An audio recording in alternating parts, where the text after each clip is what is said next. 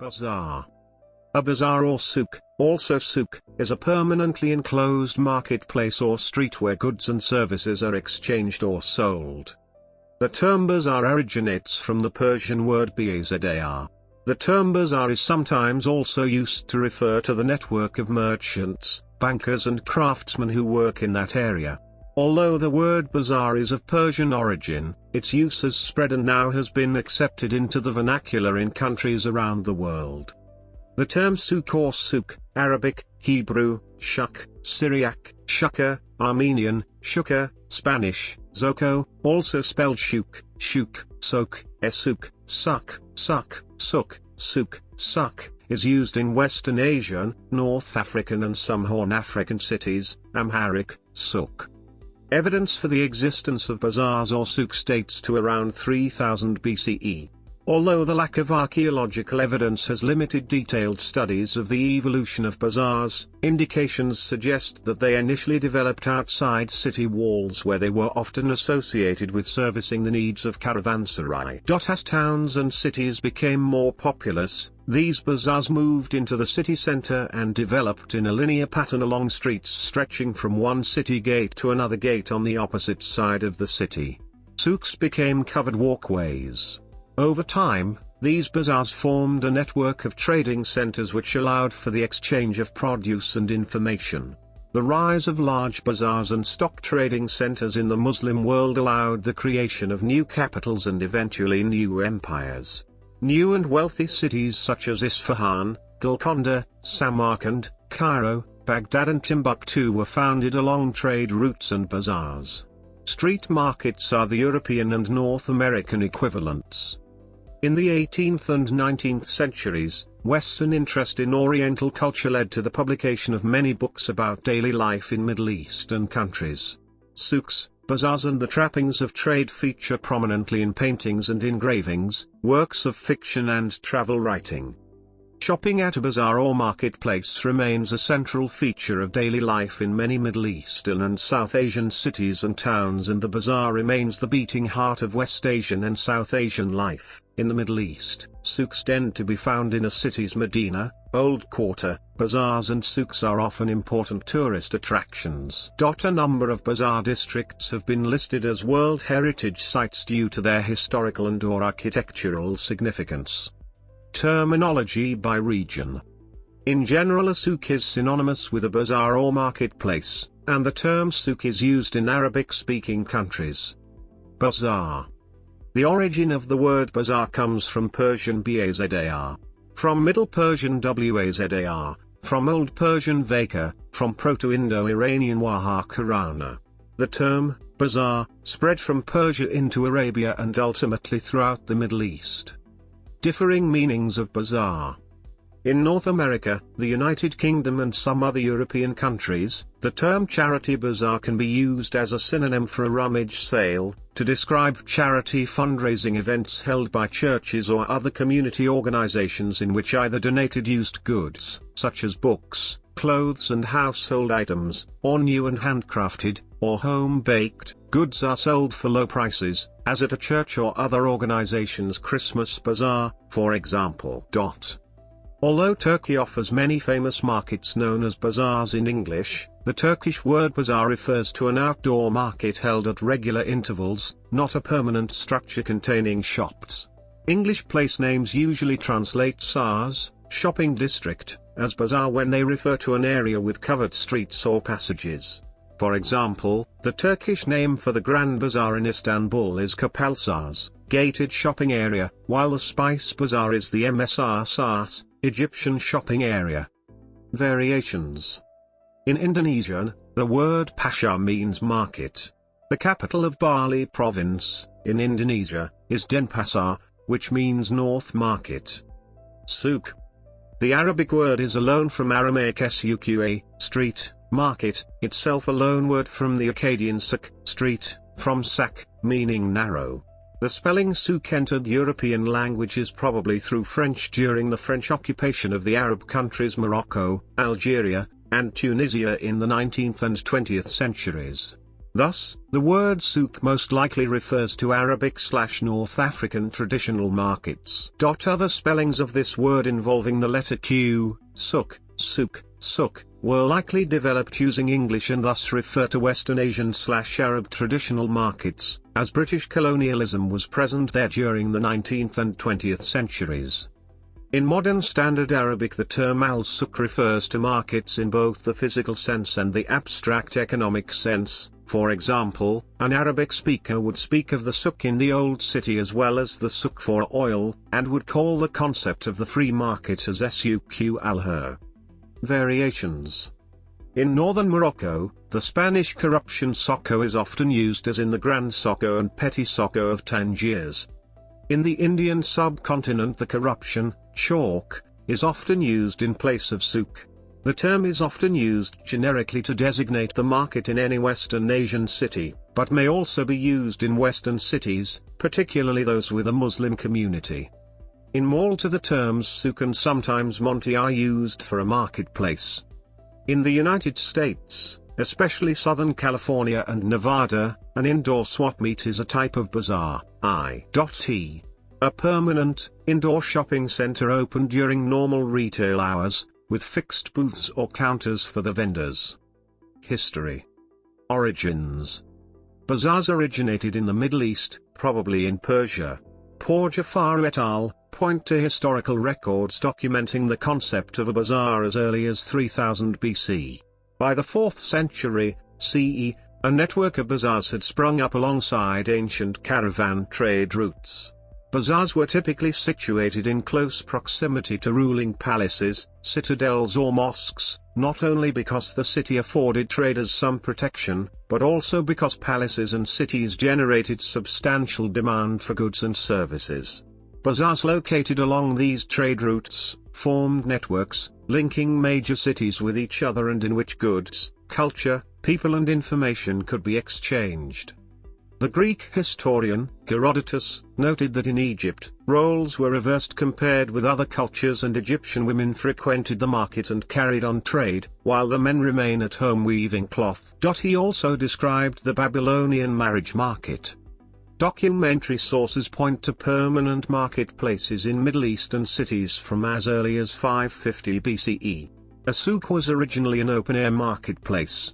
Historically, souks were held outside cities at locations where incoming caravans stopped and merchants displayed their goods for sale.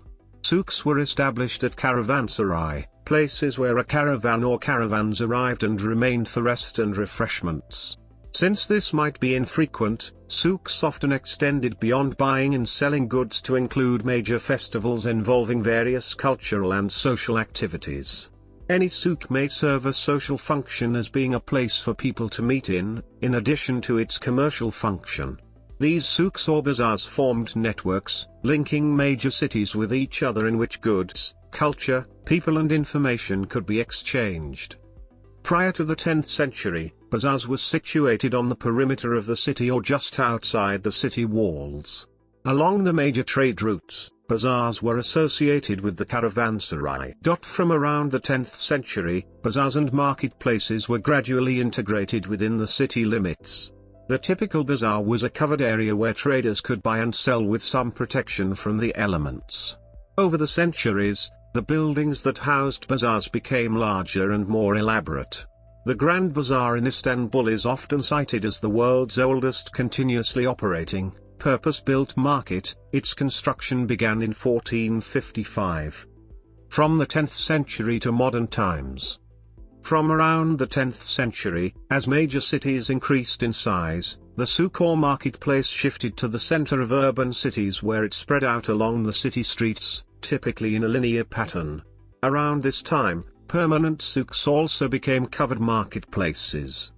City bazaars occupied a series of alleys along the length of the city, typically stretching from one city gate to a different gate on the other side of the city. The Bazaar of Tabriz, for example, stretches along 1.5 kilometers of street and is the longest vaulted bazaar in the world. Musavi argues that the Middle Eastern bazaar evolved in a linear pattern, whereas the marketplaces of the West were more centralized. In pre-Islamic Arabia, two types of bazaar existed: permanent urban markets and temporary seasonal markets. The temporary seasonal markets were held at specific times of the year and became associated with particular types of produce. Souk Hijr in Bahrain was noted for its dates, while souk Adan was known for its spices and perfumes. In spite of the centrality of the Middle East in the history of bazaars, relatively little is known due to the lack of archaeological evidence. However, documentary sources point to permanent marketplaces in cities from as early as 550 BCE. Najad has made a detailed study of early bazaars in Iran and identifies two distinct types, based on their place within the economy, namely. In the 1840s, Charles White described the Yesir Bazri of Constantinople in the following terms. 21st century. In the Middle East, the bazaar is considered to be the beating heart of the city and a symbol of Islamic architecture and culture of high significance. Today, bazaars are popular sites for tourists, and some of these ancient bazaars have been listed as World Heritage Sites or national monuments on the basis of their historical, cultural or architectural value. The Medina of Fez, Morocco, with its labyrinthine-covered market streets, was listed as a UNESCO World Heritage Site in 1981. Al-Madina Souk is part of the ancient city of Aleppo, another UNESCO World Heritage Site since 1986. The Bazaar complex at Tabriz, Iran was listed in 2010. The Bazaar of Kashiri in La, Iran is on the tentative list of UNESCO World Heritage Sites. Types. Seasonal. A temporary, seasonal souk is held at a set time that might be yearly, monthly or weekly. The oldest souks were set up annually, and were typically general festivals held outside cities. For example, Souk Uqad was held yearly in pre-Islamic times in an area between Mecca and Ta'if during the sacred month of Dhu al-Qa'dah. While a busy market, it was more famous for its poetry competitions, judged by prominent poets such as Al-Kanza and Al-Nabiya. An example of an Islamic annual souk is Al-Murbid just outside Basra, also famed for its poetry competitions in addition to its storytelling activities. Temporary souks tended to become known for specific types of produce. For example, Souk Hijr in Bahrain was noted for its dates, while souk Adan was known for its spices and perfumes. Political, economic and social changes have left only the small seasonal souks outside villages and small towns, primarily selling livestock and agricultural products. Weekly markets have continued to function throughout the Arab world. Most of them are named from the day of the week on which they are held. They usually have open spaces specifically designated for their use inside cities. Examples of surviving markets are the Wednesday market in Amman that specializes in the sale of used products, the Ghazal market held every Friday in Baghdad specializing in pets, the Fina market in Marrakesh offers performance acts such as singing, music, acrobats and circus activities. In tribal areas, where seasonal souks operated, neutrality from tribal conflicts was usually declared for the period of operation of a souk to permit the unhampered exchange of surplus goods. Some of the seasonal markets were held at specific times of the year and became associated with particular types of produce such as Souk Hijr in Bahrain, noted for its dates, while souk Adan was known for its spices and perfumes. In spite of the centrality of the Middle Eastern marketplace, relatively little is known due to the lack of archaeological evidence. Permanent souks are more commonly occurring, but less renowned as they focus on commercial activity, not entertainment. Until the Umayyad era, permanent souks were merely an open space where merchants would bring in their movable stalls during the day and remove them at night. No one had a right to specific pitch and it was usually first come first served. During the Umayyad era the governments started leasing, and then selling, sites to merchants. Merchants then built shops on their sites to store their goods at night. Finally, the area comprising a souk might be roofed over. With its long and narrow alleys, Al-Madina Souk is the largest covered historic market in the world, with an approximate length of 13 kilometers. Al-Madina Souk is part of the ancient city of Aleppo, a UNESCO World Heritage Site since 1986. Organization. Garipur has pointed out that in spite of the centrality of souks and bazaars in Middle Eastern history, relatively little is known due to the lack of archaeological evidence.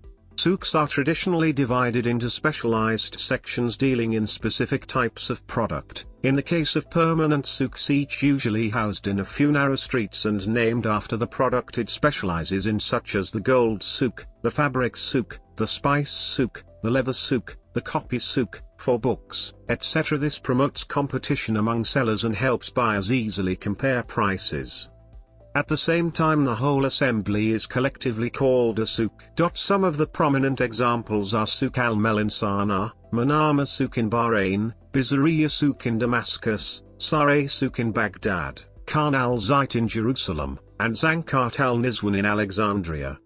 Though each neighborhood within the city would have a local souk selling food and other essentials, the main souk was one of the central structures of a large city, selling durable goods, luxuries and providing services such as money exchange. Workshops where goods for sale are produced, in the case of a merchant selling locally made products, are typically located away from the souk itself. The souk was a level of municipal administration. The muhtasib was responsible for supervising business practices and collecting taxes for a given souk, while the arif are the overseers for a specific trade. Shopping at a souk or marketplace is part of daily life throughout much of the Middle East. Prices are commonly set by bargaining, also known as haggling, between buyers and sellers. In art and literature, Orientalism. During the 18th and 19th centuries, Europeans conquered and excavated parts of North Africa and the Levant. These regions now make up what is called the Middle East, but in the past were known as the Orient. Europeans sharply divided peoples into two broad groups, the European West and the East or Orient, us and the other. Europeans often saw Orientals as the opposite of Western civilization. The peoples could be threatening, they were despotic, static and irrational, whereas Europe was viewed as democratic, dynamic and rational. At the same time, the Orient was seen as exotic, mysterious, a place of fables and beauty. This fascination with the other gave rise to a genre of painting known as Orientalism. A proliferation of both Oriental fiction and travel writing occurred during the early modern period. Subject matter. Many of these works were lavishly illustrated with engravings of everyday scenes of Oriental lifestyles, including scenes of marketplaces and market trade. Artists focused on the exotic beauty of the land, the markets, caravans and snake charmers. Islamic architecture also became favorite subject matter. Some of these works were propaganda designed to justify European imperialism in the East. However, many artists relied heavily on their everyday experiences for inspiration in their artworks. For example, Charles D'Oyley, who was born in India, published The Antiquities of Dhaka, featuring a series of 15 engraved plates of Dhaka featuring scenes of markets, commerce, buildings and streetscapes. European society generally frowned on nude painting, but harems, concubines and slave markets, presented as quasi-documentary works, satisfied European desires for pornographic art. The Oriental female wearing a veil was a particularly tempting subject because she was hidden from view, adding to her mysterious allure. Notable Orientalist artists. Notable artists in the Orientalist genre include Jean-Léonge Hérôme Delacroix, 1824–1904, Alexandre Gabriel de Camps, 1803–1860, Frederick Leighton, 1830–1896, Eugène Alexis Gardet, 1853–1907, and William Holman Hunt, 1827–1910, who all found inspiration in Oriental street scenes, trading and commerce. French painter Jean-Étienne Lyotard visited Istanbul in the 17th century and painted pastels of Turkish domestic scenes. British painter John Frederick Lewis, who lived for several years in a traditional mansion in Cairo, painted highly detailed works showing realistic genre scenes of Middle Eastern life. Edwin Lord Weeks was a notable American example of a 19th century artist and author in the Orientalism genre. His parents were wealthy tea and spice merchants who were able to fund his travels and interest in painting. In 1895, Weeks wrote and illustrated a book of travels titled From the Black Sea Through Persia and India. Other notable painters in the Orientalist genre who included scenes of street life and market-based trade in their work are Jean-Léon Gérôme Delacroix, 1824–1904, Alexandre Gabriel de Camps, 1803–1860, Frederick Leighton, 1830–1896, Eugène Alexis Gardet, 1853–1907, and William Holman Hunt, 1827–1910, who all found inspiration in Oriental street scenes, trading and commerce. Orientalist literature. A proliferation of both Oriental fiction and travel writing occurred during the early modern period. Many English visitors to the Orient wrote narratives around their travels. British Romantic literature in the Orientalism tradition has its origins in the early 18th century, with the first translations of the Arabian Nights, translated into English from the French in 1705–08. The popularity of this work inspired authors to develop a new genre, the Oriental tale. Samuel Johnson's History of Rasselas, Prince of Abyssinia, 1759, is mid-century example of the genre. Byron's Oriental Tales is another example of the Romantic Orientalism genre.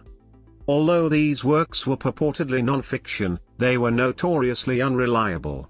Many of these accounts provided detailed descriptions of marketplaces, trading and commerce. Examples of travel writing include Les Mystères de l'Égypte de Voiles by Alain Pourduard, published in 1865, and Jacques Majorel's Road Trip Diary of a Painter in the Atlas and the Anti-Atlas, published in 1922. Gallery of Paintings and Watercolors, Gallery of Photographs, List of Bazaars and Souks.